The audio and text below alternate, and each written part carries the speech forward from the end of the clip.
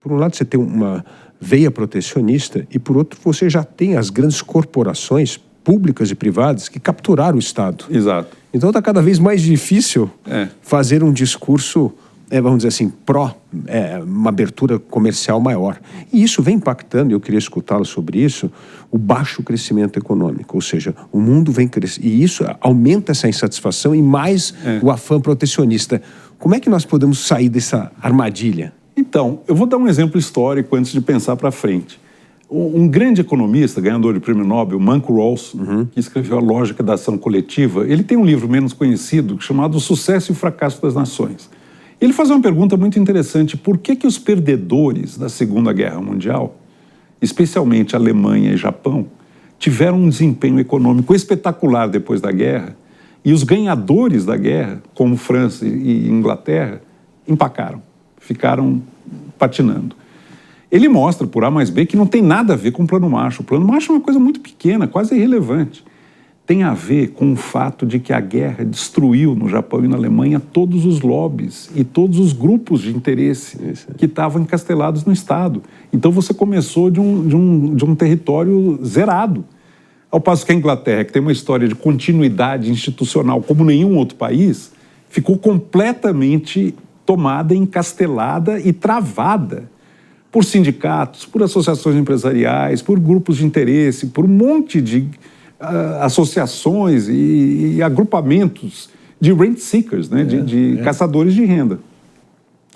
O que a Thatcher fez, de certa maneira, na Inglaterra, foi por meio da política e da democracia, porque em nenhum momento houve qualquer dúvida sobre o compromisso dela com a ordem democrática. Ela falou: esse jogo emperrou, nós vamos ter que dar uma zerada. Há muito grupo de interesse que vai ter que ser tirado da parada para esse país aqui voltar a respirar, porque senão o país asfixia, né? E ela conseguiu fazer isso. Eu morava lá nessa época, eu pude acompanhar muito de perto como ela foi corajosa, destemida, e eu acho que o experimento dela vingou. A melhor prova disso é que o Labour, liderado pelo Tony Blair, só conseguiu voltar quando falou: olha, não tem volta para antes da Thatcher. Nós vamos, a partir da Thatcher, fazer outras coisas que ela deixou de fazer. Mas não queria mais voltar para o status quo ante. O Labour só volta ao poder na Inglaterra quando reconhece que virou o jogo. É outra partida daqui para frente. O Bill Clinton fez isso nos Estados Unidos também, com o equilíbrio fiscal e tal. Mas é interessante que uma frase atribuída a Thatcher nessa época, que perguntam para ela qual é o maior legado que ela havia deixado para o país, ela fala Tony Blair. Que era chamado Tory Blair. Tory Blair. Tory Blair. Ela veio aqui ao Brasil, eu tive com ela aqui quando ela visitou o Brasil, e ela falou uma frase num encontro que me marcou demais também. O consenso é a negação da liderança. É isso mesmo. Se você está sempre perseguindo o consenso, você não é um líder. O líder cria o consenso, ele não segue o consenso. Agora, é muito raro surgir uma figura com essa capacidade, com essa autoridade, inclusive moral, de persuadir e de mudar, quebrar o status quo. Então, ou é guerra, ou é o surgimento de uma grande liderança capaz de enfrentar São dois caminhos. São dois caminhos. Que podia ter sido, mas foi um desastre, que de certa maneira no Brasil prenunciou uma possibilidade desse tipo, foi o Collor. Mas era um louco, né? E despreparado, sem a menor condição de liderança consistente. Mas ele teve um momento, até a hiperinflação, de certa maneira, ajuda. Ele fez aquela abertura. A desmontar. Não, uma hiperinflação é uma guerra. Você desmonta. Acabou. Ele confiscou, desmontou tudo. Se ele tivesse um mínimo de orientação, de estratégia, de seriedade, dava para ter dado uma boa recomeçada. Não deu. Outro assunto muito importante para o Brasil, os países que acabaram saindo dessa armadilha da renda média, não só teve abertura econômica, como nós falamos que foi algo fundamental, abertura comercial, mas o ponto vital foi a educação, né? Foi levar a educação como uma grande bandeira nacional, né? Nós tivemos um primeiro momento muito feliz na educação brasileira, que foi no governo Fernando Henrique, Paulo Renato, que foi a inclusão das crianças na sala de aula.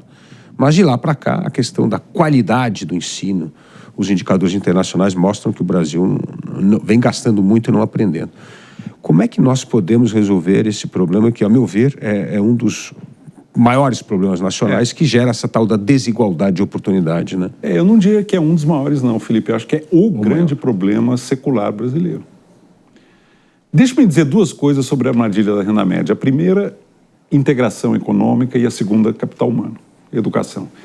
O Edmar Baixa tem um estudo muito interessante em que ele mostra empiricamente que nos últimos 70 anos, só 12 países no mundo venceram a armadilha da renda média. São poucos. São. A China não venceu. As pessoas acham que a China é desenvolvida. A China é uma renda média por habitante um pouquinho maior que a brasileira. É lógico que é uma escala monumental, mas não é uma coisa do outro mundo. E a parte fácil, eles já fizeram. Daqui para frente é muito mais difícil. Qual a característica comum dos 12 países que venceram a armadilha da renda média? Aumentaram, todos fizeram isso, aumentando a exportabilidade do PIB. Todos. Ou aumentando a exportação de manufaturados, você tem Israel, Coreia do Sul, tigres asiáticos, ou aumentando a exportação de serviços, turismo, periferia da Europa, Irlanda, Portugal, Espanha, Grécia, e também remessas unilaterais, que é o serviço de trabalho dos imigrantes desses países, dos países mais desenvolvidos, mandando de volta poupança para os seus países de origem. Isso é categoria serviços, é o segundo bloco. E o terceiro bloco, commodities. Você tem Austrália, Nova Zelândia, Noruega. O Brasil tem um enorme espaço a conquistar no mundo, nas três frentes. Manufaturados, serviços, pensa o turismo brasileiro. É inacreditável que a gente ainda não conseguiu entrar no mapa. E também commodities, que pode crescer muito mais do que já cresceu sem destruir o meio ambiente. Dá para fazer. Agora, nós temos que pôr a casa em ordem, né? Nós somos uma economia que é 3% do PIB mundial. As nossas exportações não chegam a 1% das exportações mundiais. O Baixa dizer que nós exportamos menos que Taiwan. Exatamente. Então, realmente, se nós não trabalharmos essa dimensão da exportabilidade do PIB, e que é uma via de mão dupla, porque ao exportar mais você compra mais insumos, tecnologia e tudo mais, e não aumentar a nossa capacidade de vender para o mundo e de comprar do mundo, vamos continuar atolados na renda média e nessa armadilha que nós estamos desde os anos 80, 1980, né? E que não parece que está no horizonte ser vencida em curto período de tempo. Nós deixamos há muito tempo de convergir, ou de estar num caminho de convergência para um país de alta renda por habitante. O segundo ponto, que é muito mais fundamental que o primeiro, e que é eu diria, é um problema secular crônico da civilização brasileira, é o nosso descaso com formação de capital humano. Os Estados Unidos universalizou o acesso ao ensino fundamental no final do século XIX. Foram colônia como nós. O Brasil fez esse movimento, como você lembrou, na gestão do Paulo Renato de Souza, governo Fernando Henrique, no final do século XX. Mas é pior, Felipe, porque universalizou no papel. É nominal, não tem lastro. Nós estamos distribuindo credenciais acadêmicas, graus de formação acadêmica, sem lastro nenhum, é papel pintado. É verdade. O jovem, a criança, não aprende no ensino fundamental as faculdades, os conhecimentos, as capacitações correspondentes àquele grau acadêmico. E acha que fez. Depois vai para o ensino médio, continua analfabeto funcional. Entra na faculdade, é analfabeto funcional. Eu vi isso. A pessoa não completou direito nem o ensino fundamental e está se titulando em faculdade. É uma enganação total. Eu costumava dizer que no Brasil uns fingem que ensinam, outros fingem que aprendem e tudo termina em diploma. E está todo mundo feliz.